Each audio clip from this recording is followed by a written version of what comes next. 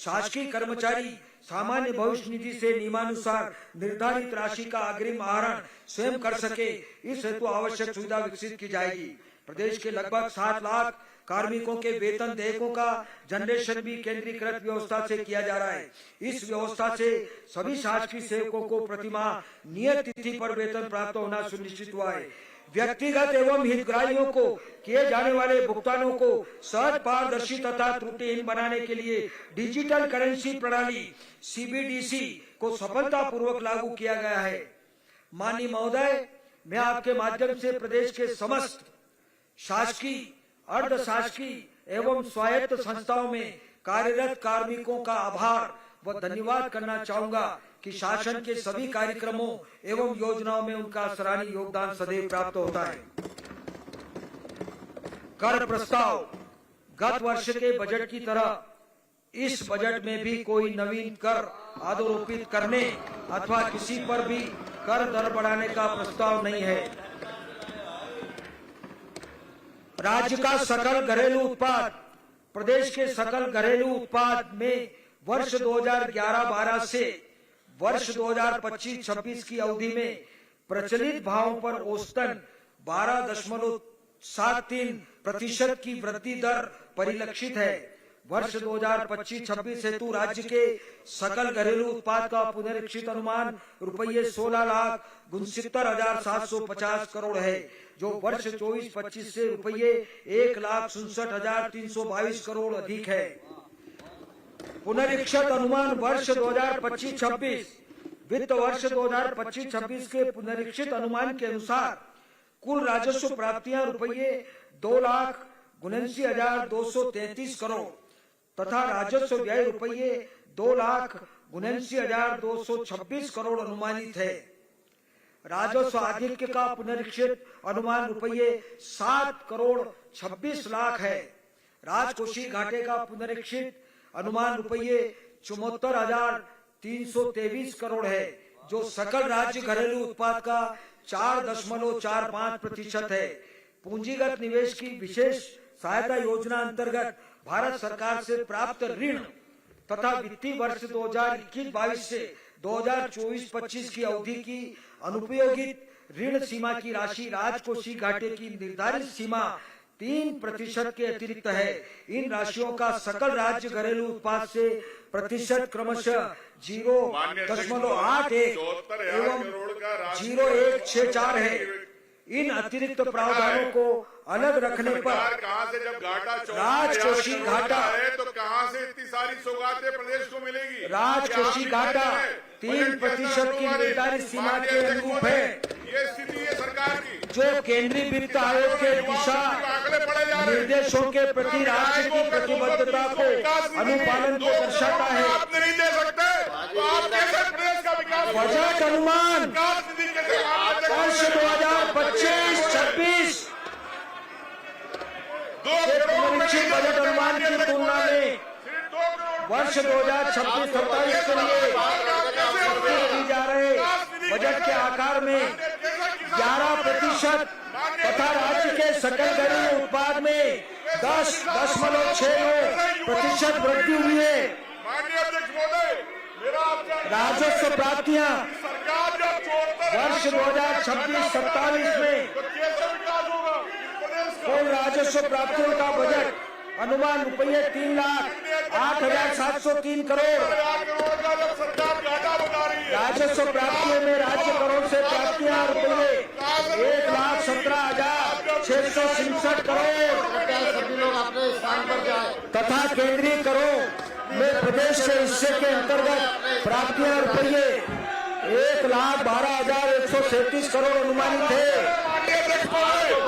राजस्व प्राप्तियां रुपये 24,394 करोड़ तथा केंद्र सरकार से सहायक अनुदान अंतर्गत प्राप्तियां रुपये 54,504 करोड़ अनुमानित है। वित्तीय वर्ष 2026-27 के लिए प्रदेश के स्वयं का कर राजस्व वर्ष 2025-26 के पुनरीक्षित बजट अनुमान की तुलना में क्रमशः 17.4%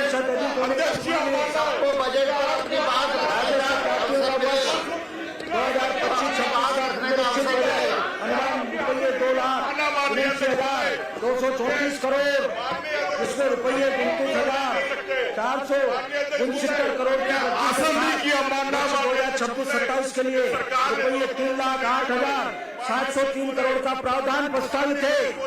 ये आसन की अपमानना है। विनियोग एवं व्यय वर्ष 2026-27 के लिए कुल वर्ष 2026-27 के लिए कुल विनियोग की राशि 4,38,317 करोड़, राजस्व व्यय रुपये 3,08,659 करोड़ तथा पूंजीगत परिव्यय रुपये 80,266 करोड़ प्रस्तावित है। सामाजिक आर्थिक उत्थान की योजनाओं के लिए वर्ष 2026-27 के लिए समग्र रूप से बजट अनुमान रुपये 1,83,708 करोड़, जिसमें अनुसूचित जनजाति तथा अनुसूचित जाति वर्ग के लिए बजट में क्रमशः 26% तथा 17% की राशि प्रस्तावित है। वर्ष 2025-26 का पुनरीक्षण बजट अनुमान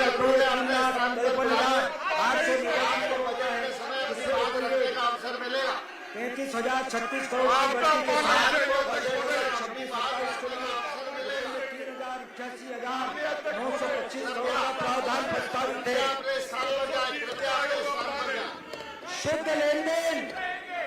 शुद्ध लेन देन के लिए वर्ष 2025-26 का पुनरीक्षित बजट अनुमान रुपये 54 करोड़ 20 लाख का है। वर्ष 2026-27 की कुल प्राप्तियां रुपये 3,89,397 करोड़ तथा कुल व्यय रुपये 3,88,925 करोड़ अनुमानित होने से वर्ष 2026 शुद्ध लेन देन रुपये 472 करोड़ अनुमानित है। आपके निर्देश के बावजूद राजकोषीय स्थिति राज्य के सकल घरेलू उत्पाद निर्धारित है। सरकार द्वारा पूंजीगत निवेश के लिए राज्यों को विशेष सहायता योजना में वर्ष 2026-27 के लिए रुपये 16,200 करोड़ दीर्घकालिक ब्याज ऋण सहायता राज्य के सकल घरेलू उत्पाद का 0.87% प्राप्त होने का अनुमान है, जो राज्य को सीमा से पृथक है। मैं माननीय मुख्यमंत्री जी आपका अनुरोध है, न्याय कीजिए। महोदय, मैं माननीय मुख्यमंत्री जी, मंत्री परिषद के साथियों, माननीय विधायकों, उद्योग जगत के महानुभाव तथा अर्थशास्त्रियों का आभारी हूँ, जिनके परामर्श से बजट प्रस्ताव को विकासोन्मुखी तथा कल्याणकारी स्वरूप दिया जा सका। मैं वित्त विभाग के समस्त अधिकारियों एवं कर्मचारियों का भी आभारी हूँ, जिन्होंने अथक परिश्रम एवं प्रतिबद्धता से बजट को तैयार कर प्रस्तुत करने तक की प्रक्रिया को प्रशंसनीय सहयोग दिया। आप बांट रहे, लेकिन विधायकों को नहीं दे रहे। वर्ष 2026-27 का यह बजट प्रदेश की समस्त जनता जनार्दन की आकांक्षाओं, अपेक्षाओं, अभिलाषाओं और आज का प्रतिबिंब है। यह केवल आय और व्यय का लेखा जोखा नहीं है, बल्कि 21वीं सदी के आत्मनिर्भर मध्य प्रदेश के निर्माण का भविष्य लेख है। इन प्रस्ताव में परंपरा का बोध है तो परंपरा का परिमार्जन भी है। यह आज का है, परंतु अतीत को खंगालता है और भविष्य में झांकता है। महोदय, आपके साथ 230 आखिर सरकार किसे कहते हैं? सरकारें होती किस लिए है? सरकार वही है जो सुख दुख में जनता के साथ खड़ी रहे। 74,000 करोड़